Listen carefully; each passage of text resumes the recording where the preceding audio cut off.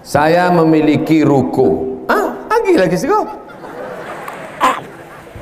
Awak mencari rukonya, lo punya ruko. Ruko ada 10 lah. Mati awak, habis diambil anak-anak. Cuba bagikan cik ke situ. Betul? Ruko itu Ustaz Somad, itu ruko yang ada di sana, saya wakafkan. Ruko siapa? Entah. Pastikan dulu punya awak. Saya punya ruko Pak Ustadz, 1 tahun 10 juta. Apakah saya wajib mengeluarkan zakatnya Pak Ustadz? Zakat pendapatan di total semua. Gaji sebulan sampai juta, 1 tahun sampai 8 juta. Ditambahkan ke ruko tadi 10 juta, 50 sampai juta. Ditambahkan lagi uang tunjang, uang sikut, uang sundul, uang tanduk, uang sipak. Maka di total selama setahun 100 juta. Zakatnya 2,5%. Kalau zakat 100 juta 22,5%, maka zakatnya 2,5 juta. 100 juta disimpan di dalam dompet, dompetnya dikunci. Disimpan di dalam laci, lacinya dikunci. Disimpan dalam lemari, lemarinya dikunci. Disimpan di dalam kamar, kamarnya dikunci. Disimpan di dalam rumah, rumahnya dikunci. Disimpan di dalam komplek, kompleknya dikunci. Tabaka habis sadonya. Oleh sebab itu keluarkan zakatnya 2,5% di total dengan yang lain. Saya tidak akan periksa harta bapak ibu masing-masing. Kita beriman kepada Allah. Allah melihat. Apa hukumnya kuburan didatarkan Pak Ustadz? Ampun tak berani menjawab pertanyaanku. Mesti diseleksi oleh alumni Al-Kausar.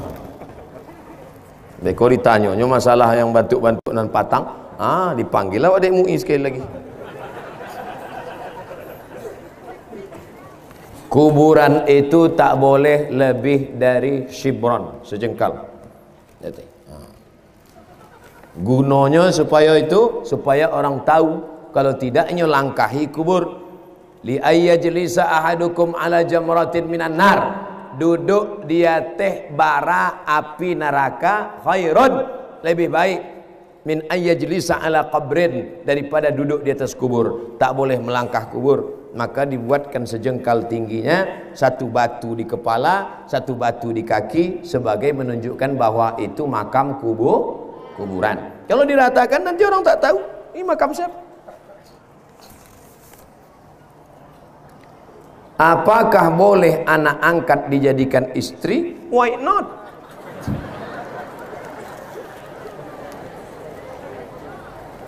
Bapak kalau mau punya anak angkat, cari keponakan bapak yang perempuan. Bapak kalau mau punya anak angkat, cari keponakan bapak yang perempuan, maka dia menjadi mahram bapak. Ibu kalau mau punya anak angkat, cari keponakan ibu yang laki. Tapi kalau bapak cari anak angkat anak orang lain yang tak ada hubungan mahram dan tidak disusukan oleh istri bapak, masalah berawal dari anak angkat lama-lama menjadi bini angkat.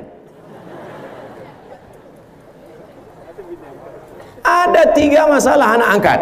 Yang pertama, hukum adopsi di Indonesia menjadi bermasalah pada anak angkat ada 3. Yang pertama, anak angkat dipakai nama ayah angkat dalam penulisan bin haram. Ud'uhum li abaihim, pakai ayah kandung, tak boleh ayah angkat. Huwa aqsatu indallah, itu lebih adil di hadapan Allah. 2, banyak ayah angkat ketika mau mati meninggal dibuatkan surat wasiat semua harta untuk anak angkat.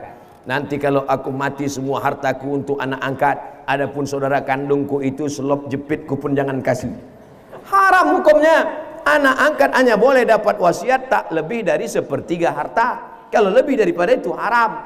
Yang ketiga yang jadi masalah adalah kalau bapak punya anak angkat, nanti bapak berdua-dua di rumah dengan dia. Ibu punya anak angkat, ibu pun berdua-dua, tak ada mahram. Haram.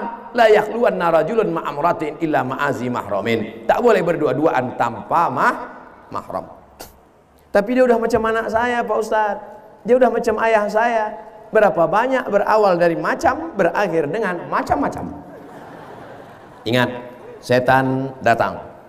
Setan datang dari depan, dari belakang, dari kanan, dari kiri. Tak 1-2 kejadian, terlalu banyak untuk diceritakan. Tonton di YouTube. lihat, dibaca di koran, di internet kejadian tentang ayah angkat, anak angkat ini. Maka kita jaga keluarga daripada perbuatan yang haram. Apa hukum kegiatan arisan julo-julo door to door dalam 1 juta dikeluarkan 25.000 untuk ketua? Pesertanya jelas. Saya, Pak Bupati, Pak Anggota Dewan, Bapak Kapolres, Bapak Dandim, Buya, Ustadz Zul, alumni, guru, 10 orang.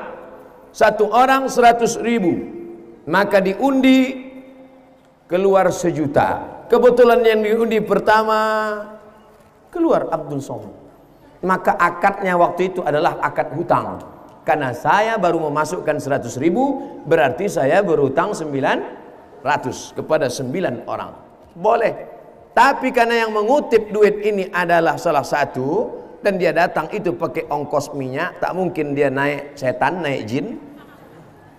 Maka saya katakan, untuk bermusyawarah kita, bagaimana kalau untuk ongkos minyak dia ini kita kasih 20.000, sepakat, tidak riba.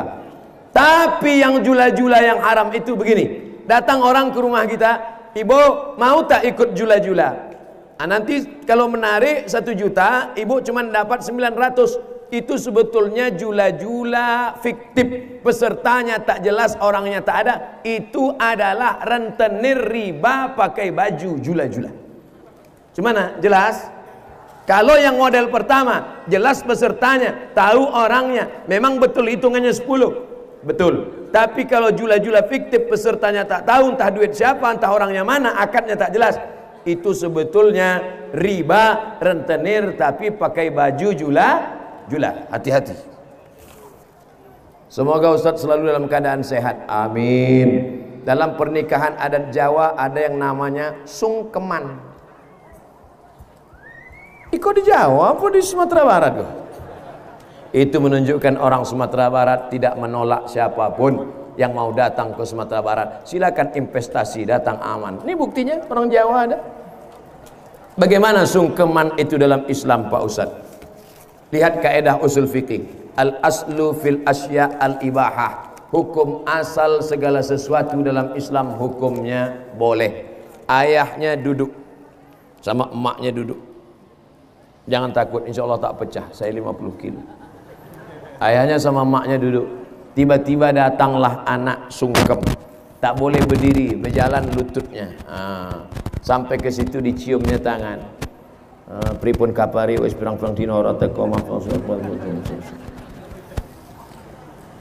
adab sopan santun tata krama, tak ada hukum salah menyalah. Tapi kalau sampai dia bersujud bersimpuh menyembah manusia, tapi rasanya sungkem sekarang pun sudah dibersihkan oleh wali songo, sudah dibersihkan oleh kiai-kiai dari yang merusak akidah. Kalau hanya sampai kepada poin yang ketiga, mulia dalam akhlak, mencium orang tua, mencium tangan, memeluk, maka hukum dalam Islam menjadi patokannya adalah Quran Sunnah, dan memahami Quran Sunnah itu dengan pemahaman ulama. Taraktu fikum amraini, kutinggalkan pada kamu 2 perkara, intamasaktum bihima, kalau kamu pegang yang 2 ini, lan tadillu abada, kamu tak sesat untuk selamanya. Kitabullah Al-Quran wa sunnati, dan sunnah Rasulullah sallallahu alaihi wasallam. Kalau tak paham Quran, tak mengerti sunnah, kemana kita bertanya? Al ulama warasatul anbiya. Maka tanya kepada ulama-ulama kita. Di Muhammadiyah ada namanya Majelis Tarjih. Ada pendapat mazhab Hanafi, ada pendapat mazhab Maliki, ada pendapat mazhab Syafi'i, ada mazhab pendapat Hambali,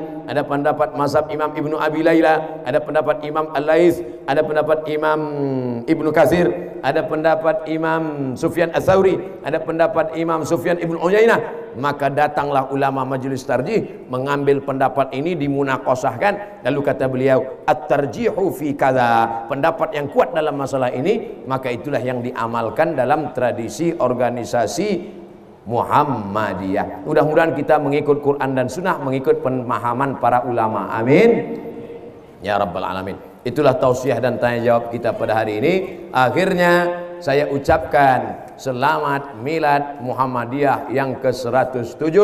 dan saya ucapkan selamat sukses kepada Pondok Pesantren Modern Al-Kausar Muhammadiyah Sarilama. Mudah-mudahan silaturahim kita ini menjadi silaturahim yang menambah umur dan memurahkan rezeki. Terima kasih segala perhatian. Mohon maaf atas segala kesilapan dan kekhilafan. Wassalamualaikum warahmatullahi wabarakatuh.